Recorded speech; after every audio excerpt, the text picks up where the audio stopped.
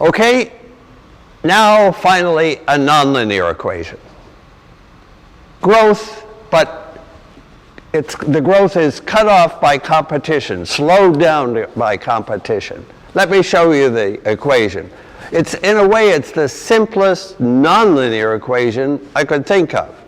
We have the usual dy dt equal ay. That would give exponential growth. The growth would go on forever. But then as y gets large, if we think of y as the population, so the growth is exponential when the birth rate's higher than the death rate, and we grow. And that's what's happening. But our world population is not growing pure exponentially forever. And this is a simple term, a simple model, not very accurate, but it's the right place to start. For competition, when you have too many people, somehow the multiplying y times y gives you a number of interactions of all the y people with themselves. And those interactions, that competition slows down the growth, and so the coefficient there is negative. We want to solve that nonlinear equation and learn from it. And it's called the logistic equation. It's got to be a famous example. And it has a neat trick that allows you to solve it easily.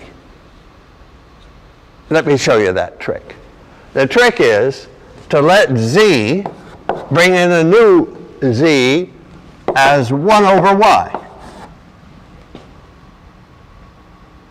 Then if I write the equation for z, it will turn out to be linear.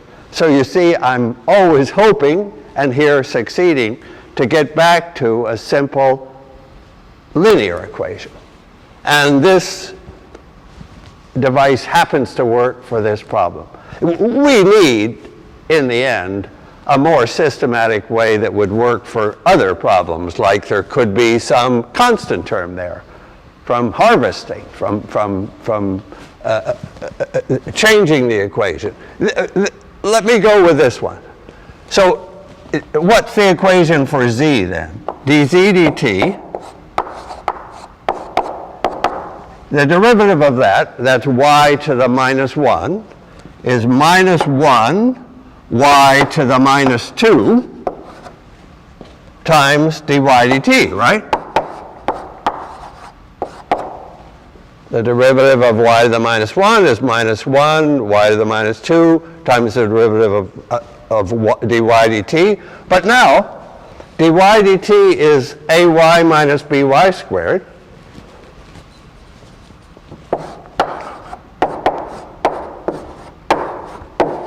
And what do I have? I've got a, with a minus, a, y over y squared. That will be z. So that's minus az. Minus minus giving me a plus b. Y squared over y squared is just a constant. Look at the equation for z now. Couldn't be better.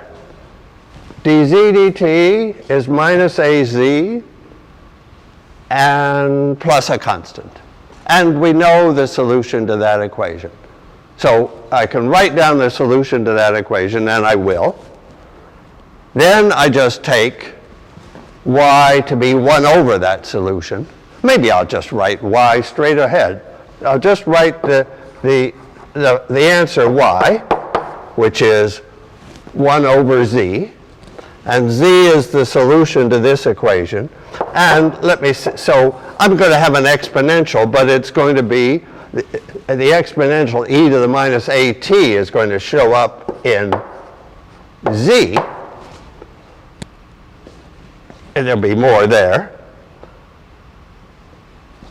Will show up in z, and then when I do 1 over z to get back to y, that exponential is going into the denominator. That's what's new. That's what's new. Let me get the whole thing correct. I have a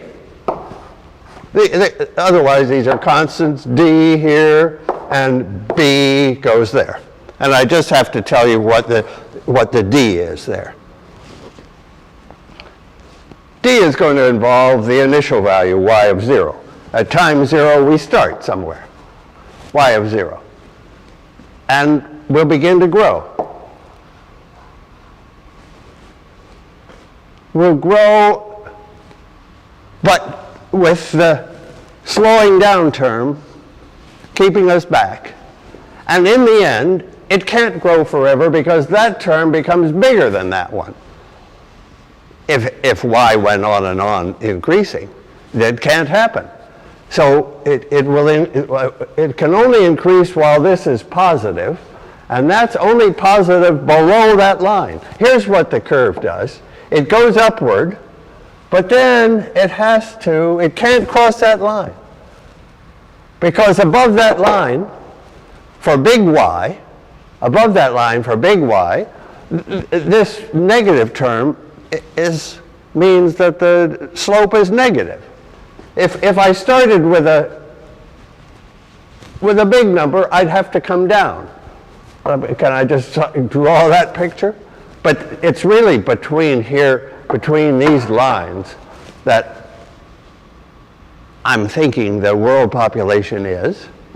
So it started way back at some time minus infinity, and it came up to time 0. This is t equals 0. Starting population, and of course t equals 0 could be the year 2000. We can move the time axis as we want.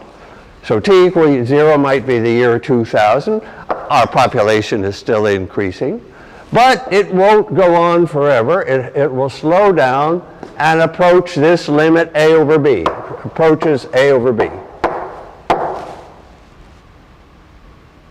So that number a over b is totally special for this equation.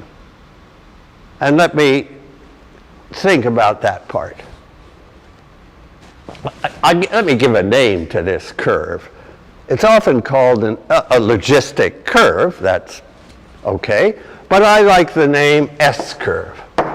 It's an S curve. In some way, or a sigmoidal curve. In some way, it looks a bit like an S, a sort of very stretched out S. Okay. So that, and you see why. It just takes a look here. As t goes to infinity, this becomes 0. When t gets large, this exponential is gone, and I just have a over b at the limit. When t is minus infinity, way back at starting time, when t is minus infinity, that's a giant number. I'm dividing by a giant number, I'm at 0. So way back at time minus infinity, it started from 0. There's those two possibilities, y equals 0 and y equal a over b are the key things to see for this equation. So I'm going to take a few minutes to see where do those come in. Those are steady states. Let me use that word and show you what I mean. Steady states. Critical points for my equation dy dt. Let me write the logistic equation again. A steady state is a value of y where the derivative is 0. Nothing happens. It just sits there.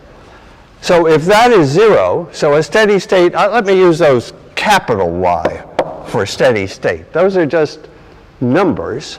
They're the numbers where this is 0. A y minus b y squared is 0. You see that if I start out at y, at capital Y, a steady state, that is 0, the derivative is 0, I stay there. And there are two possibilities. If I start, this gives me two possibilities, right? What are the solutions to this equation? This gives me y equals 0 is one solution, clearly. Or y equals, let's see, if this equaled that, I could cancel the y would be a over b. Exactly the two in the picture. If I start at 0, I stay at 0. No population, nothing can happen. But if I move a little away, if I get two people, we grow. We grow exponentially for a while, but then the by squared term gets in there, slows us down, and we slow down and we reach this a over b. If we had started at a over b, we would have stayed at a over b. So that S-curve picture is really a nice graph of the solution. Here's the solution at steady state, going nowhere. There's the solution at steady state with population, competition, and cooperation are balanced and nothing happens. Otherwise, whatever we have S-curves then, they don't cross depending on the initial value, we'll be on one or other of these curves, and they all go up to that carrying capacity, that limiting population, a over b. Right. So the final take-home message about this equation is, as an example of equations with steady states, this steady state is called unstable because if we start near y equals 0, we take off. If we start near y equals 0, we start growing. We leave that steady state. This steady state is called stable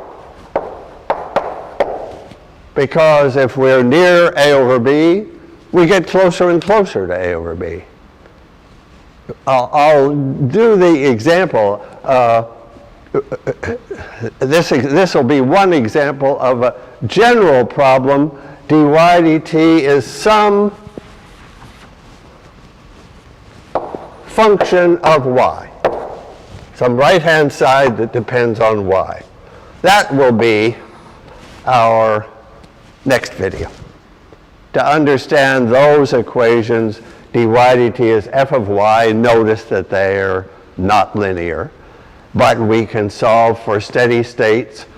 A steady state will be when f at y is 0. Then nothing happens. But is that steady state stable or is it unstable? That's the crucial thing for all applications. Are we settling down to something acceptable, or are we blowing up to something impossible? That's the next video. Thank you.